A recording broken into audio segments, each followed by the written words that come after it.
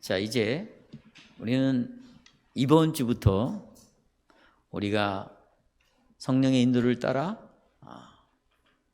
합법적으로 해왔던 장로와 집사를 선출하고 임직하는 절차에 들어왔습니다.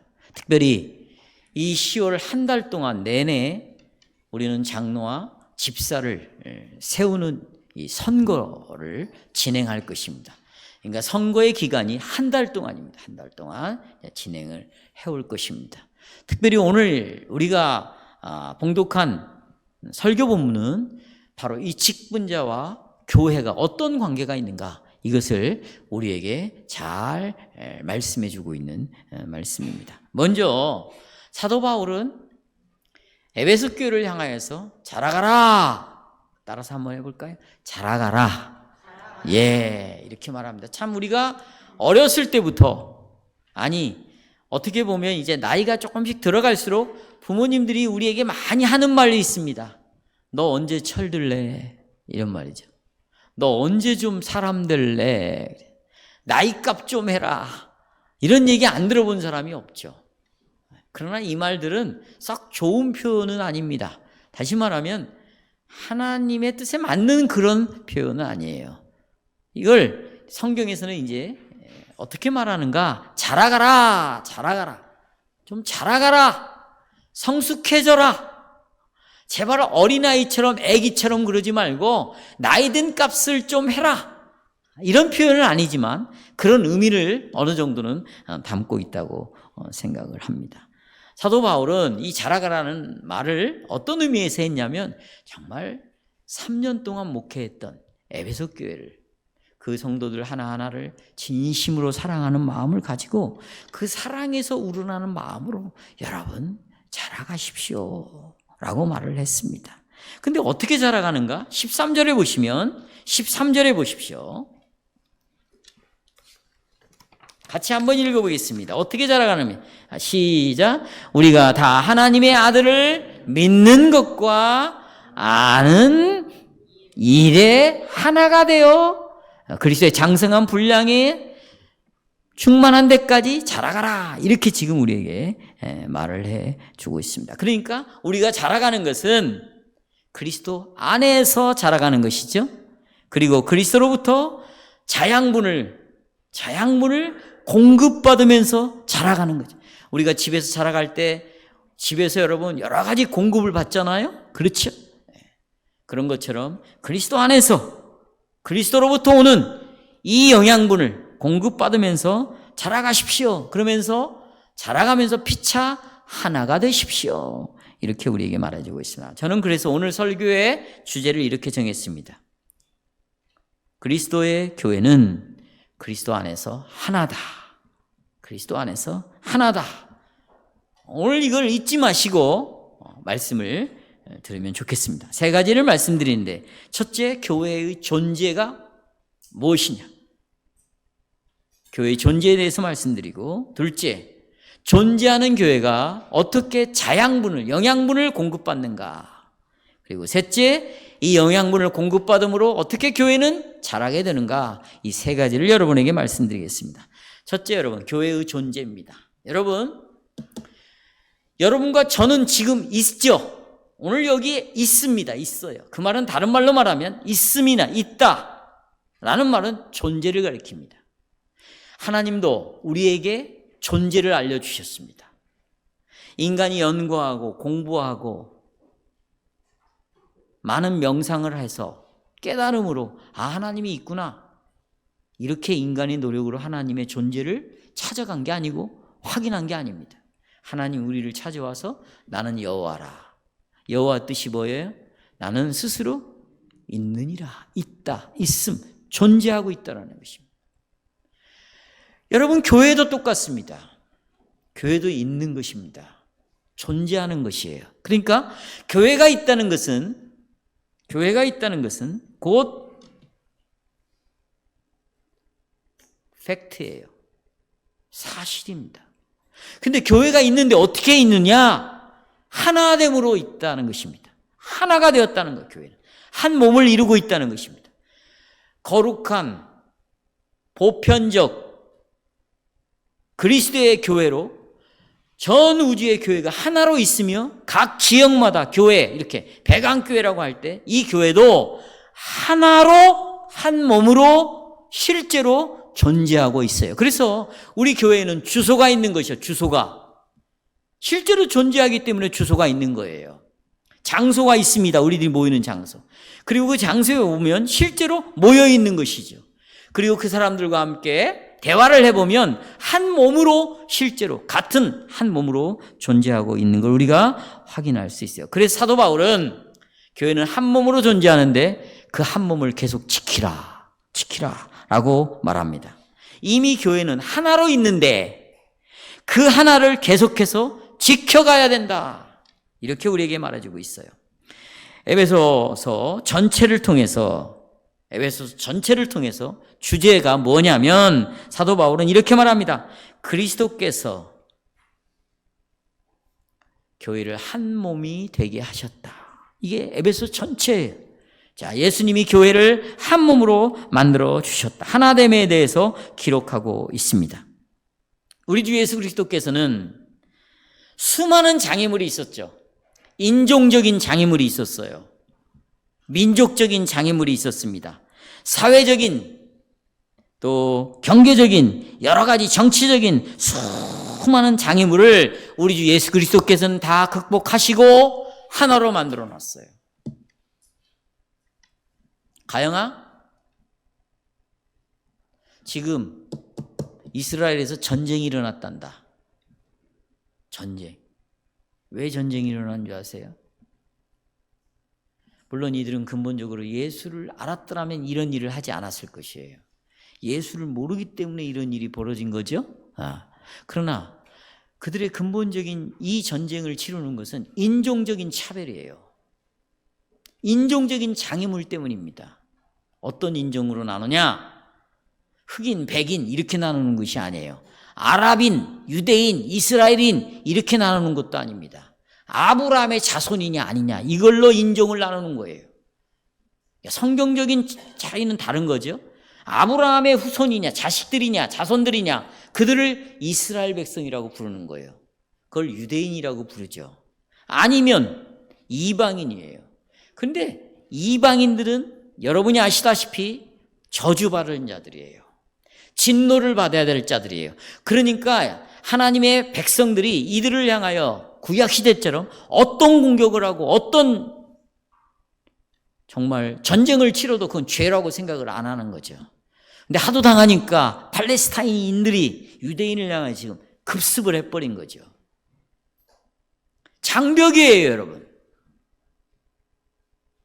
이것은 지구의 종말이 와야 해결이 됩니다.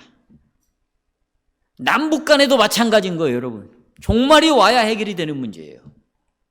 저 유럽 사람과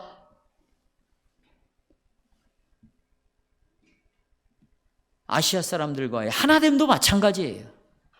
이런 수많은 장애물들이 있습니다. 이건 여러분 누가 그어놓은 선입니까? 사람들이 그어놓은 선이고 사람들이 구별해 놓은 것이에요. 그러나 이런 것과 상관없이 그리스도는 하나로 만들어놨다. 이게 기적이고 이게 신비고 이게 에베소 전체의 주제이고 이게 기독교의 핵심이에요. 핵심. 이게 신앙의 본질인 거예요. 이것을 보여주는 것이 교회입니다. 교회. 이렇게 보여주겠다고 나는 예수를 믿기로 한 거예요. 그러니까 믿음의 핵심은 뭐냐? 어떤 장애물도 예수님이 허물고 하나의 몸을 이루셨다. 그래서 그리스도는 모든 시대에 걸쳐서 모든 나락에서 모든 언어 속에서 다 불러가지고 하나의 교회, 하나의 몸을 이루셨다는 것입니다. 그러니까 이 교회에 북한 사람이 들어오든 일본 사람이 들어오든 아니면 뭐 각 어느 나라의 사람이 들어오든 신앙의 고백에 일치가 있다면 우리는 한 몸을 이루는 거예요. 같은 신앙 고백을 한다면 하나를 이루는 거예요. 언어가 달라도 인종이 달라도 민족성이 달라도 우리는 하나인 거예요. 하나인 거예요.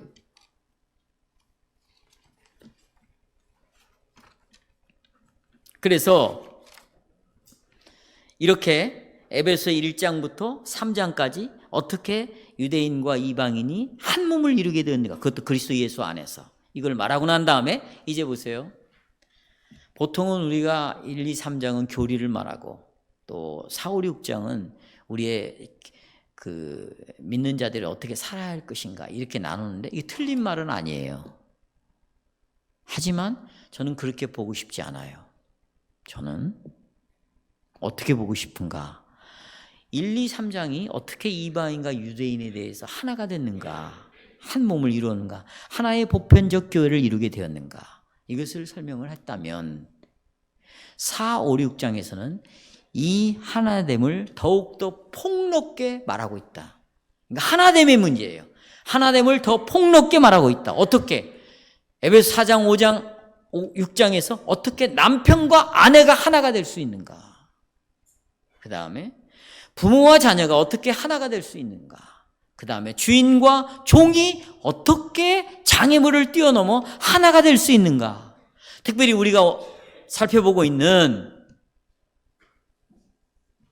이 에베소 4장은 지역교회 안에, 에베소 교회죠. 에베소라는 지역에 있는 그 교회, 여기 지금 양지 3길 20번지에 자리 잡고 있는 이 배강교회라는 이 지역교회가 어떻게 하나가 될 수 있었는가, 그리스도의 이 지역교회 안에서 어떻게 하나가 되었는가, 이것을 우리에게 기록해 주고 있다. 그러니까 1, 2, 3장보다 3, 4, 5, 6장은 훨씬 넓은 의미에서의 하나됨을 우리에게 말해주고 있습니다. 배강교회 성도 여러분, 이것이 사도 바울이 기록한 에베소의 말씀인데, 바울은 이 하나됨 때문에 감옥에 갇혔어요. 심지어 그는 이 하나됨을 위하여 순교를 당했어요. 고난당했어요. 그는 이 하나됨에 목숨을 걸고 순교를 당했다니까요. 그래서 3장 1절 핸드아웃을 보십시오. 첫 번째 존재, 3장 1절 읽겠습니다. 시작. 이러므로 그리스도 예수의 일로 너희 이방인을 위하여 어떻게 되었다? 갇힌다. 이방인을 위하여 그랬어요. 이방인을 위하여. 거기 밑줄. 이방인에게 복음을 전하라 라는 예수님의 명령에 순종하기 위하여 복음을 전하다가 어디까지 갇히게 됐습니까? 감옥에 갇히게 되었다.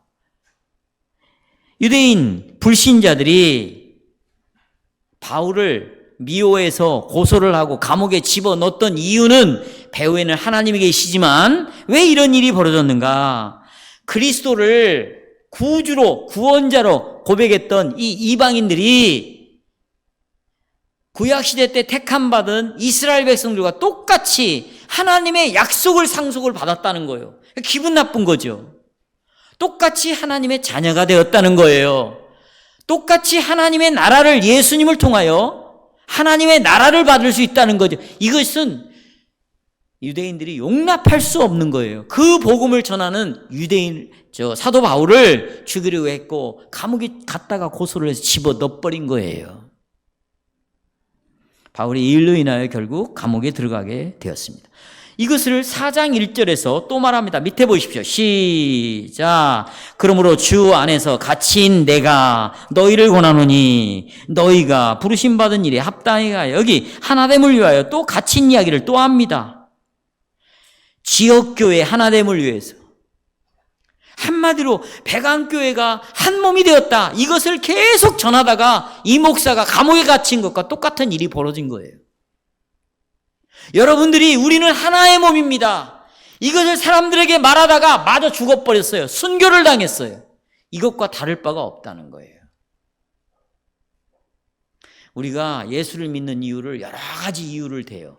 그런데 핵심을 놓칩니다. 왜 예수 믿습니까? 천국 가기 위해서, 구원받기 위해서, 죄 용서받기 위해서.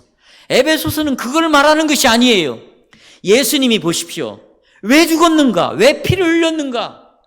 왜 죄를 용서했는가? 이것은 넓은 의미에서는 하나의 보편적 거룩한 교회를 이루기 위해서다. 한 몸을 이루기 위해서. 더 넓은 의미에서는 지역이 아니라 더 세부적으로는 이 평화동에 자리 잡고 있는 이 배강교회가 어떻게 한 몸을 이루게 되었는가, 이걸 전하다가 순교를 당했다는 것이죠. 이것 때문에 우리가 예수를 믿는 것입니다. 지금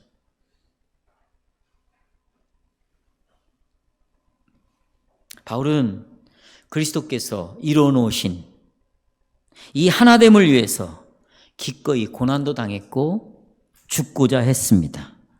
이 하나됨은 바울에게 있어서 너무나 소중한 거죠. 그렇다면 성도 여러분, 여러분과 저에게 있어서 이 하나됨은 정말 소중한 일입니다.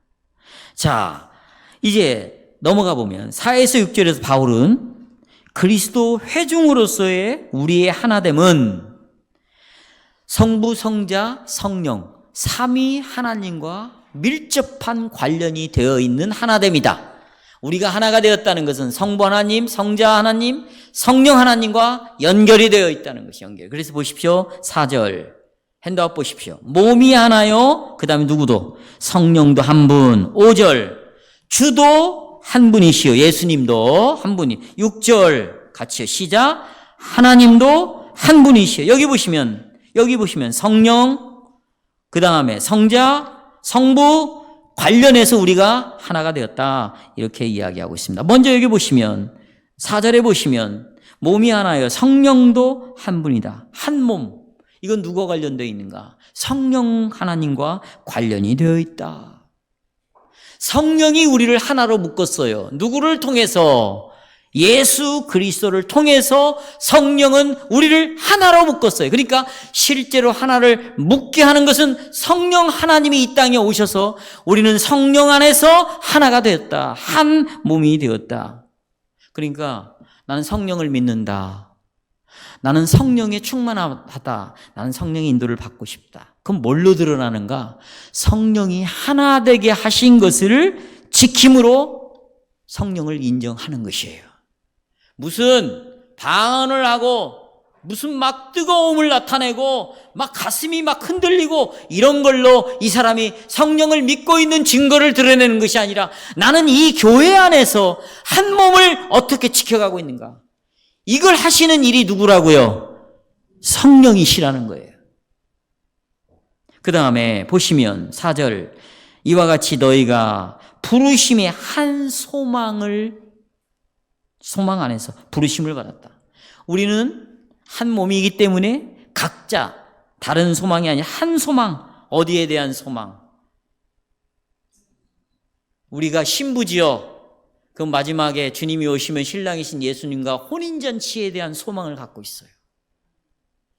여러분, 결혼을 앞둔 사람들이 결혼에 대한 그 혼인 예식에 대한 얼마나 소망을 갖고 있습니까? 우리는 하나님 나라에 대한 소망, 예수님과의 혼인 예식에 대한 소망, 그리고 성도 여러분, 하나님이 계획해 놓으신, 하나님이 준비해 놓으신 영광스러운 새하늘과 새 땅에 대한 그런 소망을 가지고 있는데, 이 소망은 사람마다 각자 다른 게 아니라 같은 소망을 갖고 있다. 같은 소망.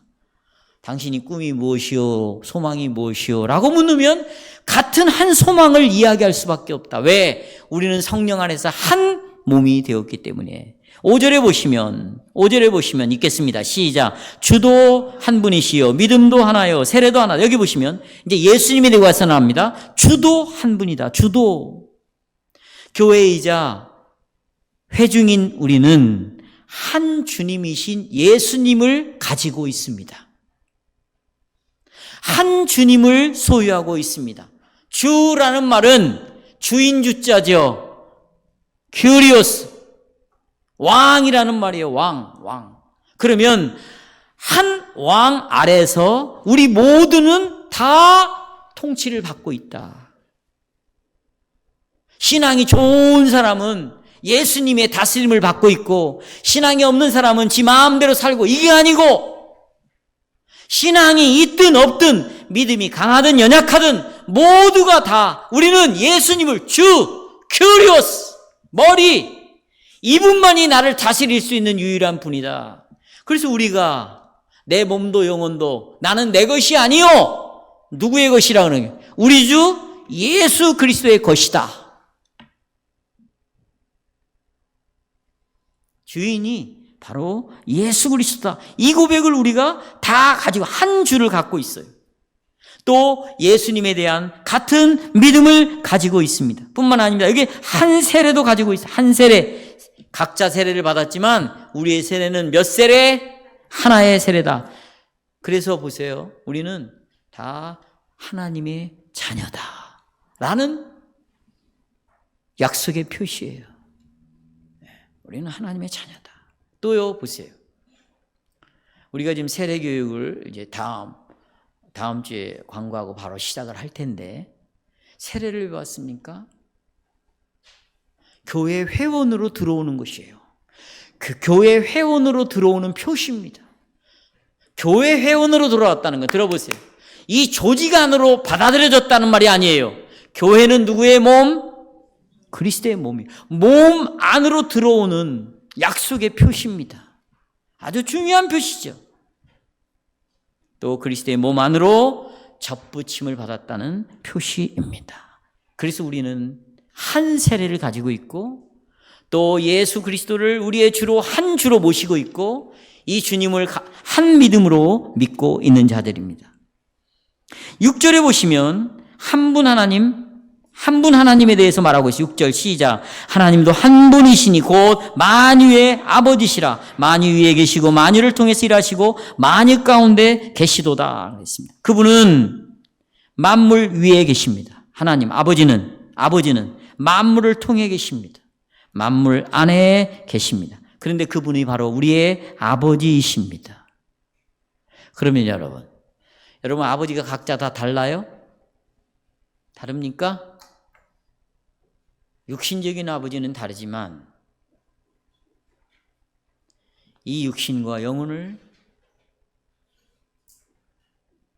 탄생시키시고 창조하신 그리고 우리를 구원하신 아버지는 한 분이시에요.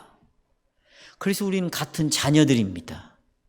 그렇다면 우리는 같은 식구들이란 말입니다. 우리가 한 식구예요. 이 식구가 여러분 조직적으로 만들어진 식구입니까? 어떤 조건을 가지고 있어서 식구가 되었습니까? 아니면 어떤 프로그램을 참여해서 우리가 한 식구가 되었습니까? 이 일을 위하여 예수님이 죽으셨어요. 성령을 부으시고 부활하시고 하늘 보좌 우편에 올라가 성령을 우리에게 보내주셨습니다. 그래서 성령은 예수를 믿게 하셨어요. 이 예수를 통해서 우리는 한 가족이 되었습니다. 다시 말하면 하나님이 우리의 아버지가 되었다. 그러니까 하나님 안에서 아버지 안에서 우리는 하나가 되었다. 우리 회중의 하나됨은 실제입니다. 이 실제는 삼위 하나님의 능력과 은혜 안에서 온 것입니다. 바울은 이것을 실제로 말합니다. 그리고 이것을 실제로 지키라고 우리에게 말하고 있습니다. 이 하나됨을 실제로 유지하라고 말하고 있습니다. 그러니까 하나됨을 지키기 위하여 어떤 노력도 아껴서는 안 되는 것이에요. 어떤 노력도. 하나님께서 우리에게 주신 이 하나됨을 어떻게 지켜야 할까요? 하나되니까 우리 안에는 평화가 있는 거죠. 그렇죠? 나눠져 있어 보세요. 싸움, 분열, 여기 평화가 없는 거예요. 이스라엘이 지금 평화 가운데 있다가 전쟁이 일어나니까 평화가 깨져버린 거죠. 하나가 되었다, 한 몸이 되었다. 그 말은 이 안에 화평이 계속해서 이루어지고 있다는 것이에요. 그럼 어떻게 이 하나됨을 유지할 수 있을까요? 화평을 지켜낼 수 있을까요? 1절에 보십시오. 1절, 4장 1절입니다. 시작. 같이 내가 너희가 부르심을 받은 일에 합당하게 뭐하라? 부르심에 합당한 삶을 살아가라. 몇 줄 치십시오. 부르심에 합당한 삶을 살아가라는 거예요.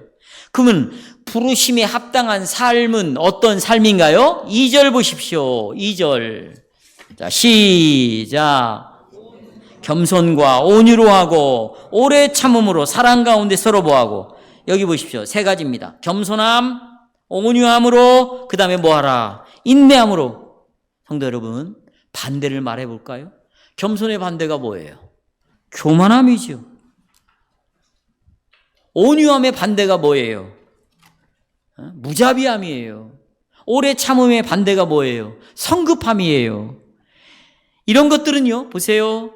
교만함, 무자비함, 성급함, 이런 것들은 하나님이 예수님을 통하여 만들어 놓으신 이 하나됨을, 평화를 교란시키는 거예요. 그리고 하나됨을 분열시키는 것입니다. 여러분, 우리가요, 내가 간음했다. 내가 누군가를 죽였다, 살인을 했다, 내가 도둑질을 했다, 부모를 공경하지 않았다, 이런 죄들은 개인이 짓는 거예요. 개인이. 이제는 회개하면 용서받을 수 있어요. 그러나 절대로 용서받을 수 없는 죄가 있어요. 그것은 교회를 찢어놓는 거예요. 사도 바울이 고린도교회에 말하는 거예요. 교회를 분열시키고 교회를 나눠놓고 이런 것들은 용서받을 수가 없어요. 지금 보십시오. 얼마나 교회들이 분열되고 분리되고 나누어졌습니까? 다시 말씀드립니다. 간음하는 죄, 살인죄들은 개인이 지은 죄고 이것은 회개하면 용서받을 수 있지만 교회를 분리시켰다. 교회를 찢어놨다. 그리스도의 몸이 한 몸인데 이 몸을 찢어놨다. 여기에 일조를 했다. 내가 참여했다. 이것은 용서받을 수가 없는 죄예요. 가장 심각한 죄입니다. 그런데 어떨 때 이 교회가 분열이 일어나면 내가 교만할 때, 내가 무자비할 때, 내가 오래 참지 않고 성급하게 될 때 이런 것들이 일어나는 것이죠. 이런 것들은 여러분 세상에서 일어나는 자질들입니다. 옛본성에서 나오는 그런 성품들이죠. 교회 안에서 이런 것이 드러나면 절대로 안 되는 거예요. 성도 여러분, 의견이 다를 수도 있습니다. 그러나 옛본성의 성격이 나오면 안 되는 거예요. 우리가 그래서 회의를 할 때, 이 회의할 때 기도문이 있잖아요. 우리 기도문이 있어요. 거기서 옛날 성질 나오지 않게 해주십시오. 이 기도문이 있어요. 그러면 분열이 되겠습니다. 세상에서는 의견이 다 다릅니다. 참 제가 요즘 이렇게 상황을 보면 얼마나 자기 자신들의 주장을 교만하게 표현하는지 몰라요. 얼마나 성급하게 피차를 비판하는지 몰라요. 참 이 조그마한 땅덩어리에 인구도 얼마 안 되는데 정말 이 나라는 연합하기가 참 어려운 나라구나. 그것은 여러분 땅덩어리 때문에 연합하기가 어려운 게 아니에요. 사투리 때문에 연합하는 게 어려운 게 아니에요. 이 백성들 하나하나 속에 가지고 있는 이 교만함, 온유함이 아니라 이 무자비함, 오래 참음 인내가 아니라 이 성급함, 이런 것들이 우리에게 본을 보여야 될 그런 사람들 속에서 우리에게 드러나고 있고 그런 것들이 단체에서 배워지고 있고 심지어는 교회까지 들어와서 그것대로 교회가 정치를 하고 있다는 것을 볼 때 정말 하나 되기 어려운 나라고, 하나님 이 나라를 정말 불쌍히 여겨달라고 기도합니다. 정말 대한민국의 좌파, 우파들의 말을 한번 들어보십시오. 이런 본능적인 교만, 잔인함, 성급함, 이런 것들이 고스란히 뉴스라는 매체를 통해서 우리에게 전달되고 있고 이런 것들을 우리는 가감없이 필터로 거르지 않고 그런 것들을 받아들이고 있고 그런 것들은 어느새 이 국민의 가치관이 되고 있고 이런 가치관들이 교회까지도 들어와서 교회 하나됨을 분열시키고 깨고 나누는 이런 일들이 실제로 지금도 벌어지고 있다는 것입니다. 성도 여러분, 첫 번째 대제에 대한 요약입니다. 교회 안에서 우리는 하나님과 그리고 서로를 향해 겸손하라고 부르심을 받았습니다. 서로에 대해서 온유하라고 부르심을 받았습니다. 서로에 대해 끝까지 인내하라고 부르심을 받았습니다. 사랑 안에서 피차 용납하라 이렇게 부르심을 받았습니다. 우리는 모든 문제에 있어서 어떤 일어나는 사안에 대해서 일치하지 않을 수 있습니다. 의견이 다를 수 있습니다. 그러나 평안의 띠로 하나 되게 하신 그 성령의 역사를 어떻게 해서든지 우리는 지켜내야 됩니다.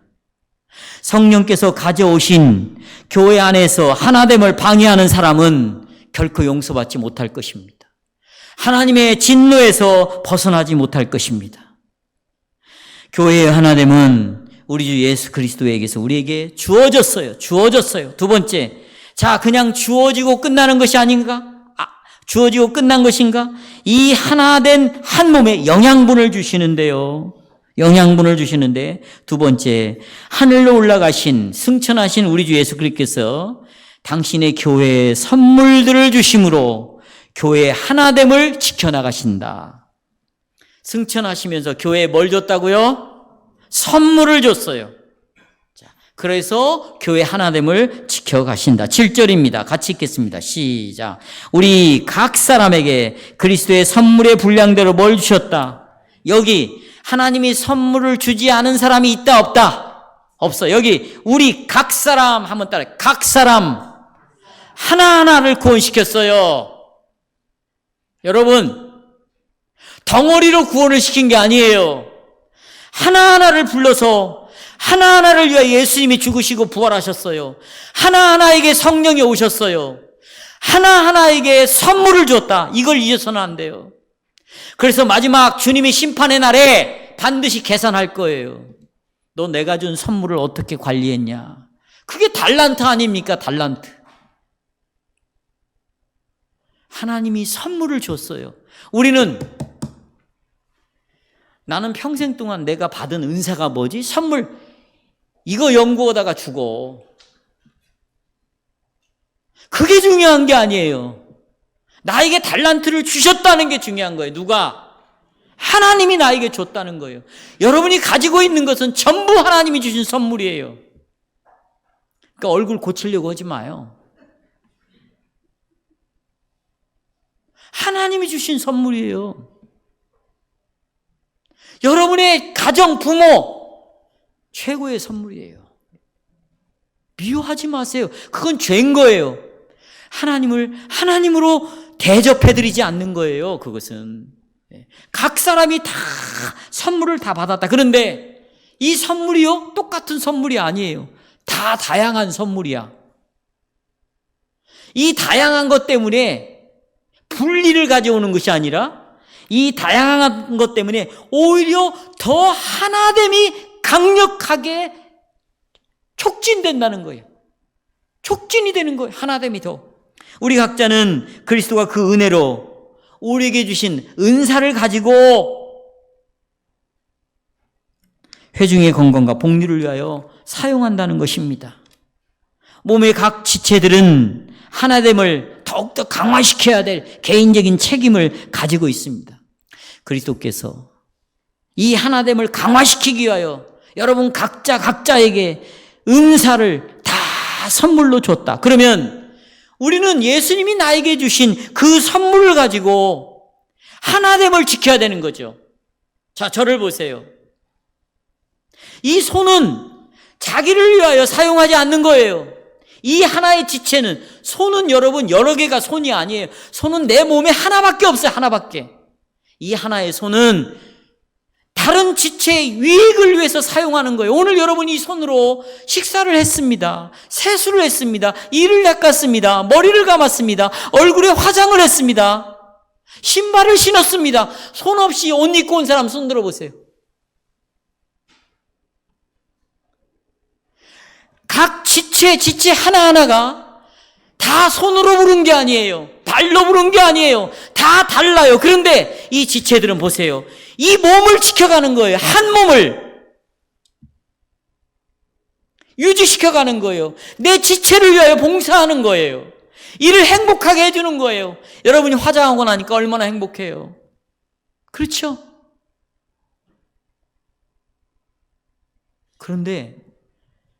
그러니까 여러분, 이런 복음을 받아들이셔야죠. 나는 얼마나 복되인가. 그런데 여러분, 율법사 아세요? 율법사?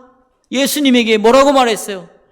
하나님, 나의 이웃이 누굽니까? 라고 질문을 했어요. 나의 이웃. 다시 말하면 나를 중심으로 한 이웃이 누구입니까? 이렇게 물었어요. 예수님이 말합니다.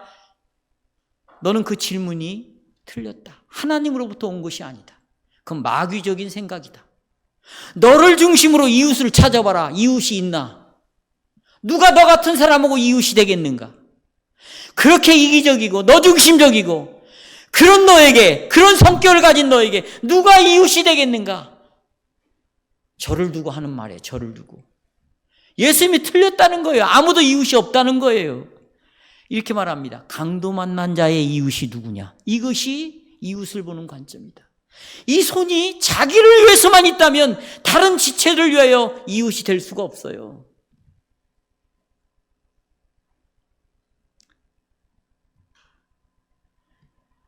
발을 위해서 쓰는 거예요. 얼굴을 위해서. 우리의 여기 보십시오. 이 교회 성도들은요, 다 강도 만난 자들이에요. 목사도, 장로도, 집사도, 여러분 다. 왜요? 우리는 아담의 후손으로서 사단에게 다 강탈당했어요. 강도짓을, 마귀가 강도짓을 해서 우리를 빼앗아가 가지고 우리는 마귀의 종으로 살아왔잖아요. 그러면 서로가 강도 만난 자의 이웃이로서, 그 지체로서 어떻게 하면 내가 이 은사를 사용해서 내 지체들을 유익하게 해줄 것인가, 행복하게 해줄 것인가, 어떻게 하나를 지킬 것인가, 이거예요. 바로 이 일을 위하여, 이 사건을 위하여 시편 68편 18절을 인용을 함으로 예수님이 어떤 분인가를 우리에게 말해주고 있어요. 자, 18절 한번 읽어보겠습니다. 주께서 높은 곳으로 오르시며, 자, 사로잡은 자를 어떻게 탈취하시고 취하시고 선물들을 사람에게 받아서 반역자들로부터 받으시니 여호와 하나님이 그들과 함께 계시기 때문이다. 이런 말을 하는 거죠. 여러분, 이 말을 좀 설명하자면, 전쟁이 일어났으면, 지금 전쟁이 일어났죠? 여러분, 전쟁이 일어났네. 근데 한 장수가 말이죠, 전쟁에 나가가지고 전쟁에서 이겼어요. 네. 바로 그 전쟁에서 이기신 분이 누군가? 그리스도다. 그래서 그리스도를 지금 노래하고 있습니다. 그러면 여러분, 승리한 장군은 패배한 나라의 모든 물건, 사람을 전리품으로 다 빼앗아옵니다. 그리고 빼앗아온 이 전리품을 백성들에게 다 나누어 주죠. 궁극적으로 승리한 분은 바로 예수 그리스도이십니다. 바로 이분은 먼저 이 땅으로 내려오셨습니다. 이 땅에 육신의 몸을 입고 오셨죠. 그리고 우리 가운데 거하시면서 고난당하셨습니다. 그리고 십자가에 죽으셨습니다. 저주를 받으셨죠. 그건 우리를 위한 저주였죠. 그리고는 십자가에서 우리의 죄를, 그 죄의 원흉인 뿌리는 마귀를 근본적으로 해체시켜 버렸어요. 그분은 죽은 자 가운데서 부활하셨습니다. 사단을 이기신 위대한 승리자로서 하늘로 올라가셨죠.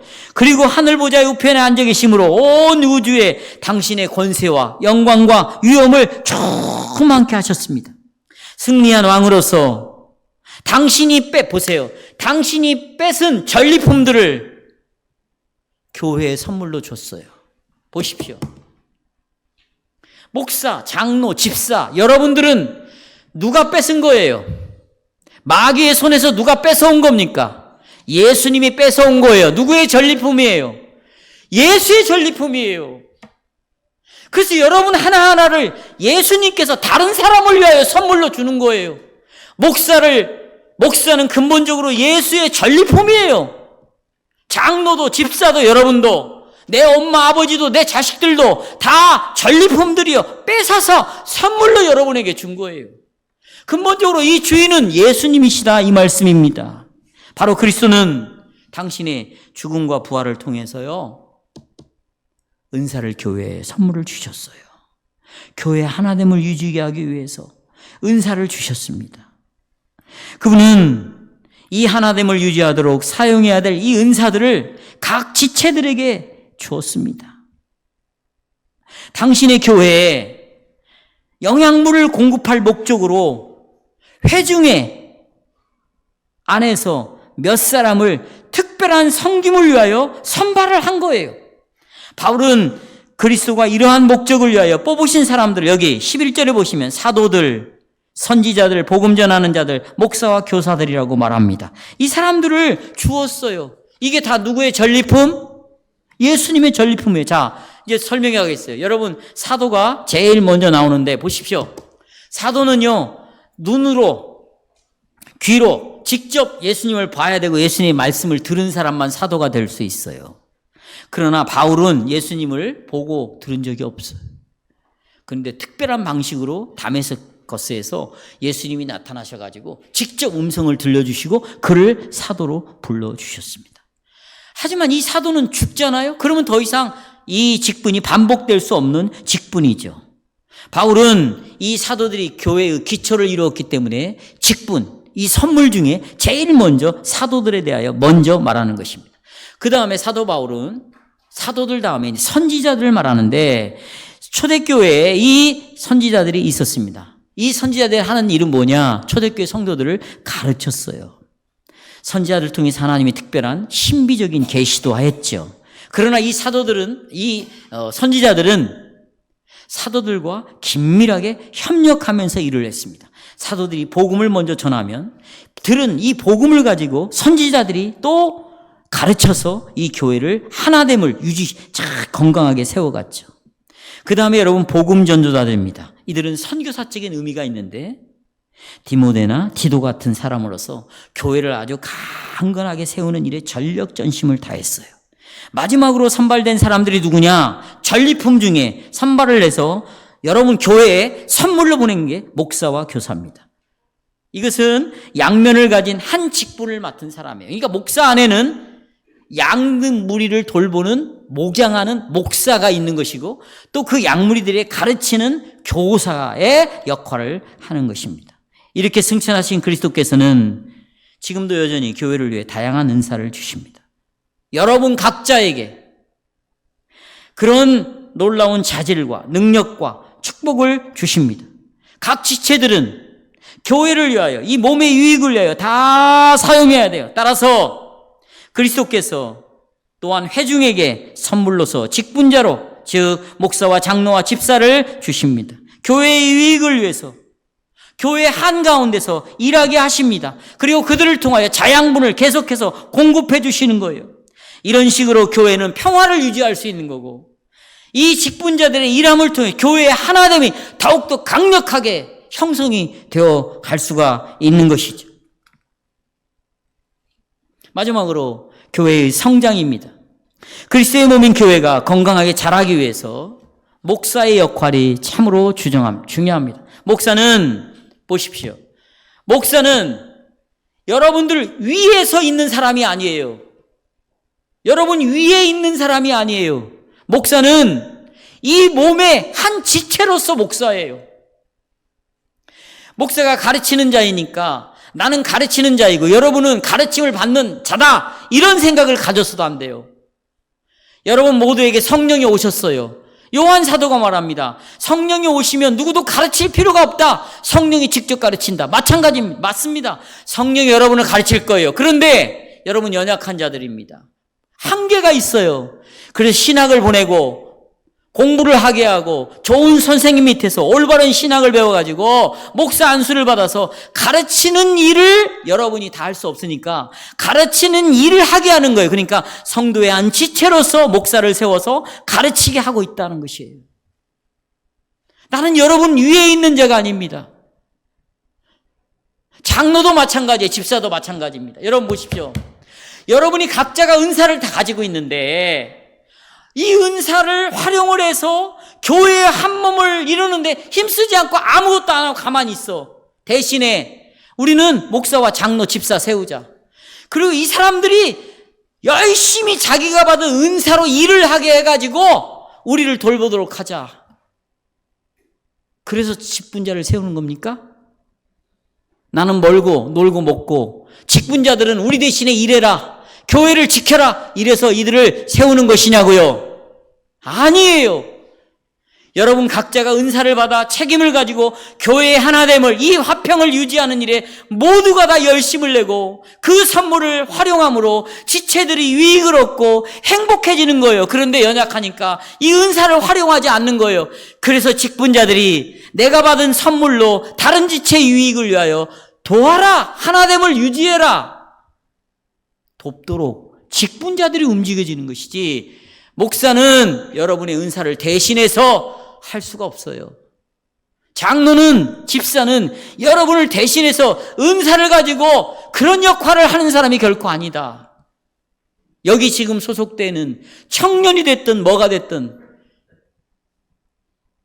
하나님은 다 은사를 줬어요. 그러니 직분자를 선출할 때도 여러분의 받은 은사를 가지고 투표에 참여해야 되는 것이, 이 교회를 위하여 돈도 내놓는 것이에요. 봉사도 하는 것이에요. 지켜나가는 것이에요. 눈에 보이는 것, 외적인 것, 보이지 않는 내면적인 영적인 세계를 서로가 도와가는 것이죠. 이 일을 위하여 3가지가 있는데, 첫째로 읽고 마치겠습니다. 첫째로 우리는 믿음과 지식 안에서 하나됨으로 자라가야 된다. 13절입니다. 시작. 우리가 다 하나님의 아들을 믿는 것과 아는 일에 하나가 되어서, 믿음과 지식으로 점점 하나가 되어야 돼요. 우리가 받은 은사를 가지고 하나님의 아들을 믿는 믿음이 일어날 수 있도록, 그리고 하나님의 아들을 아는 지식으로 자라갈 수 있도록 여러분이 해야 됩니다. 두 번째로 그리스도께서 우리를 성숙하게 되기를 바라야 됩니다. 14절입니다. 성숙해야 돼요. 시작. 이는 우리가 이제부터 뭐와 같이 되지 아니하며 어린아이와 같이 되지 아니한다. 그 다음에 또 속임수, 간사한 유혹, 잘못된 교리의 풍조에 밀려 요동해서는 안 된다. 이 일을 위하여 은사를 받은 우리들이 서로를 위하여 애써야 되는 것이에요. 여러분, 자라가지 않으면 교회는 분열되게 있어요. 성숙해야 돼요. 하나님의 아들을 아는 것과 믿는 것에 우리가 자라가야 돼요. 그 자라감으로 어떻게 어린아이에 머물러 있으면 안 된다. 거짓된 교리를 따라가면 안 된다. 세 번째로 15절입니다. 시작. 오직 사랑 안에서 참된 것을 하여 범사에 누구에까지 자라가라. 그리스도에까지 자라가라. 이 일을 위하여 여러분 직분자들은 정말 필요합니다. 특별히 오늘 성경의 목사와 교사로 말하고 있는데, 이들은 교회에서 가르치는 일을 하는 것이죠. 교회에게 주신 선물입니다. 선물. 어떻게? 그리스도에 대한 지식이 자라가요. 그리스도에 대한 믿음이 자라가요. 신앙이 자라갑니다. 그러면서 어린아이의 상태를 벗어버리고 거짓고리 교리를 버리면서 이제 한 몸을 이루어 가는 것이에요. 적용을 하자면 우리 교회는 오후 예배에 우리는 교리문답을 해설하는 아주 대단히 유익한 좋은 습관을 가지고 있습니다. 오후 예배 때는 교리문답 해설하는 설교를 하죠. 교리문답은 성경을 요약해 놓은 교리입니다. 성경을 요약해 놓은 거예요. 그러니까 우리가 교리문답 설교에 주의를 기울이면 여러분과 저의 신앙은 굉장히 성숙해지는 것이에요. 혼합된 교리, 잘못된 교리에서, 내가 방황하는 신앙에서 이제는 올바른 교리를 붙잡음으로 방황이 끝나는 것이고, 이제는 앞을 향하여 달려갈 길을 달려갈 수 있는 굉장히 큰 유익을 주는 것이에요. 그래서 우리가 오후 예배 시간에 하이델베르크 교리문답을 가르치고 있습니다. 근데 오후에 이 교리문답 설교를 하는 것은 우리 교회가 만들어내는 것이 아니에요. 종교개혁이 일어났던 시기에 지금부터 500년, 600년 전에 동시다발적으로 일어났어요. 예를 들어서 칼빈이 목회했던 제네바 교회는 3번 예배를 드렸어요. 오전에 1번, 정오에 1번, 12시에 1번, 그 다음에 점심 먹고 오후에 3번 예배를 드렸는데, 정오 때는 교리문답을 가지고 설교를 하고 가르쳤어요. 찌빙글리가 그렇게 했어요. 루터가 그렇게 가르쳤어요. 유럽의 많은 지역에서 이 교리문답을 가지고 설교를 하고 공부를 했습니다. 우리가 그걸 이어받고 지금 하고 있는 것이에요. 그런데 여러분 가운데 어떤 사람은 습관적으로 오후 예배에 빠지는 사람이 있어요. 정말 이것에 대해서 하나님 앞에서 진지하게 한번 생각해 보기를 촉구하는 바입니다. 이것이 습관이 되면 죽을 때까지 이제는 참여하지 않습니다. 여러분, 습관을 한번 바꿔보시죠. 좋은 습관으로, 주님이 원하는 습관으로 한번 바꿔보십시오. 그리스도가 이 교회 주신 교사에 의하여 가르침을 받기 위해서, 목사에 의하여 가르침을 받기 위해서 둘째 예배에 꼭 출석하기를 여러분 축복합니다. 그래서 여러분의 믿음이 흔들리지 않고 정말 굳건히 뿌리를 내림으로 주님의 몸이 든든하게 서가는 복된 교회가 되기를 주님의 이름으로 축원합니다.